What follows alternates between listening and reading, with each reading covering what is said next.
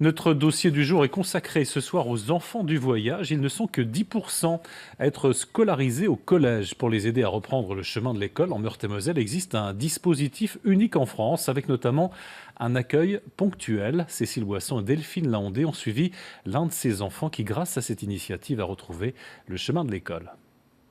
C'est jour d'école pour Isaac. Comme chaque mardi depuis 3 ans, l'adolescent se prépare à aller au collège. Une scolarité ponctuelle qui lui permet d'être aidé pour le suivi de ses cours par correspondance. Généralement, on enseigne lire et écrire. Donc ils ont besoin, parce que c'est des cours quand même des fois assez difficiles. Donc sans ça, je pense que nos enfants seront perdus. Et grâce à ça, ça leur permet en temps et en heure de pouvoir faire leurs devoirs et d'avoir des aides en cas de difficulté. Direction le collège des Trois Frontières. C'est là qu'Isaac retrouve le petit groupe d'enfants du voyage qui l'accompagne depuis la rentrée. Les élèves sont accueillis au CDI. Pendant 2 heures, 2 fois par semaine, ils vont travailler sur des cours adaptés à leur itinérance. Professeurs et documentalistes sont présents pour les aider. Si on prend d'abord le 6, ensuite le 9. Voilà. Donc dans le tableau à double entrée, on va prendre... Voilà. Si les élèves doivent respecter des règles, souvent nouvelles pour eux, les professeurs aussi ont appris à travailler autrement. C'est vrai que quand on est en classe entière, on a 28 élèves devant nous, donc forcément on a moins de temps pour faire du cas par cas. Ce qu'on peut faire là, en plus on a la chance d'être pas mal d'adultes, donc on peut se consacrer à 2-3 élèves par séance et être vraiment à côté d'eux et leur donner toutes les explications nécessaires. Donc moi c'est ce que j'aime.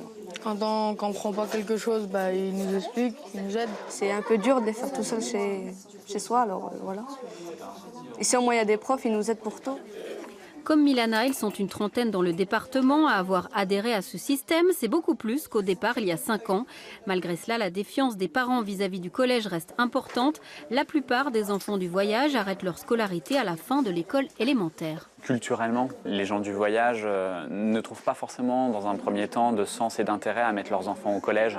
Parce que c'est vrai que leur avenir, celui des enfants, est déjà assez tracé, prédestiné. On a derrière nous plutôt des mini-adultes plutôt que des adolescents. Notre objectif, c'est d'essayer de concilier à la fois cette vision culturelle, mais essayer de la casser un petit peu et de l'ouvrir pour qu'ils puissent comprendre aussi qu'à un moment donné, le collège peut être bienveillant, accueillant, s'adapter aussi à des enfants qui peuvent être en difficulté et qui ont quand même à un moment donné besoin d'adultes compétents.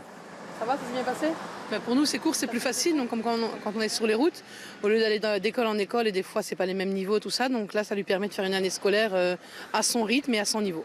Favoriser l'inclusion de ces jeunes au sein des collèges, c'est la politique de la direction académique en Meurthe-et-Moselle, menée en étroite collaboration avec l'association Amitié de Zigane, un dispositif unique en France. C'est un enjeu de société, effectivement, parce que si on a des élèves qui maîtrisent véritablement les fondamentaux, qui ont véritablement un socle culturel clairement établi, on aura des enfants heureux et des enfants qui pourront aller loin dans leur scolarité et avoir un certain nombre de métiers auxquels ils ne peuvent pas prétendre à l'heure actuelle.